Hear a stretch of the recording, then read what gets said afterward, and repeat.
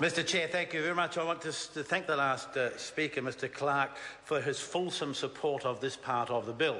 And I know that this is one of the most important parts of the legislation for him, and all the way through he's been extremely supportive, understanding, of course, a man of the world that he is when it comes to international negotiation, some of the stages.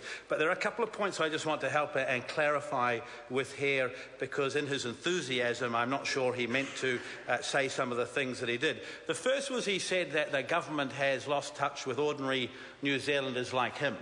Well, I've got to say, Mr Chair, that I don't think he is an ordinary New Zealander. Special maybe, but ordinary I'm not sure. But what I would say is, in as far as this legislation is concerned, Mr Chair, what this does is allows banks to collect and provide information to Inland Revenue to pass on, to meet their obligation to US authorities.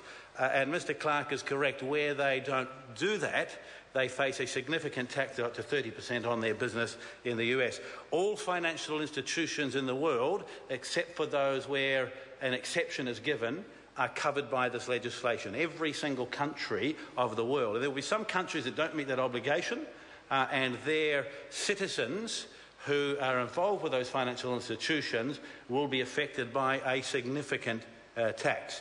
And it's interesting to see that Australia and the UK and France have already entered into agreement with the US, similarly to that the New Zealand government has entered into, to make it easier for the financial institutions to provide them with some certainty and to provide some controls around this. Mr Clark said information will be collected on every single person in New Zealand, and that's factually not correct.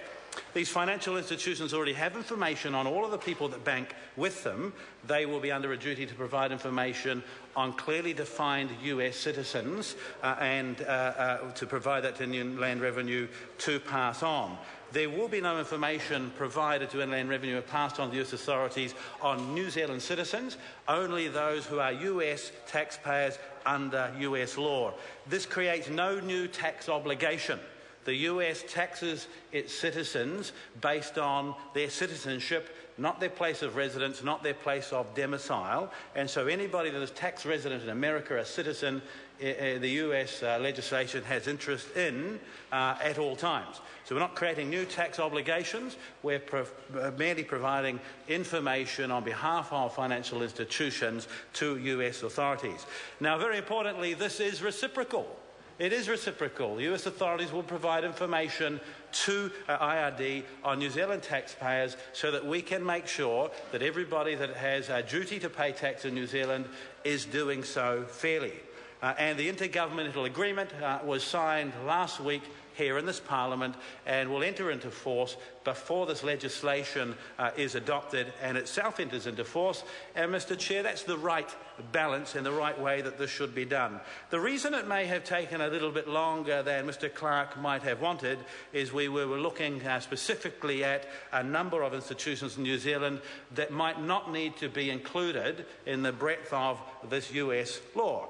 And there are exceptions that have been agreed for some New Zealand institutions to do with the Crown, superannuation schemes. Anybody that has an account that may be a US taxpayer but has less than 50,000 New Zealand dollars in it, information won't need to be provided. So, Mr Chair, this is important that we do this. If financial institutions in New Zealand didn't meet their obligation, they would be significantly affected.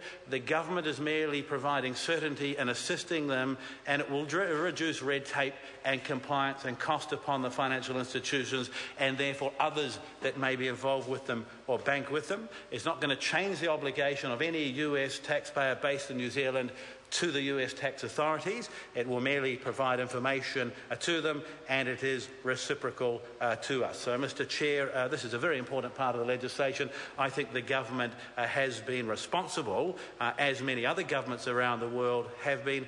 Almost every OECD country is in a current situation of either having agreed or negotiating the same arrangements as New Zealand. The very good news for New Zealand financial institutions is we have agreed through negotiation a number of exemptions with US authorities, and this will give greater certainty, make sure that there's not unnecessary cost to these financial institutions, and therefore New Zealand taxpayers. Members, we come to the vote on Part 3. First, we have the Minister's amendments as set out on SOP number 455. The question is that the amendments be agreed to. Those of that opinion will say aye. To the contrary, no. The ayes have it. The question now is that Part 3 is amended stand part. Those of that opinion will say aye. To the contrary, no. The ayes have it. The question now is that the schedule stand part. Those of that opinion will say aye. To the contrary, no. The ayes have it. Members, we now come to the clauses, and the question is that clauses 1 and 2 stand part.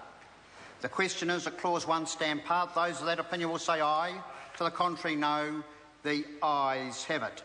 We come to clause 2, and first we have the Minister's amendment to clause 2.10 and amendments to clause 2 as set out on SOP number 455.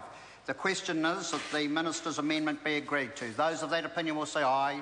To the contrary, no. The ayes have it. The question now is that clause 2 is amended stand part. Those of that opinion will say aye. To the contrary, no. The ayes have it. I will report this bill with amendment presently.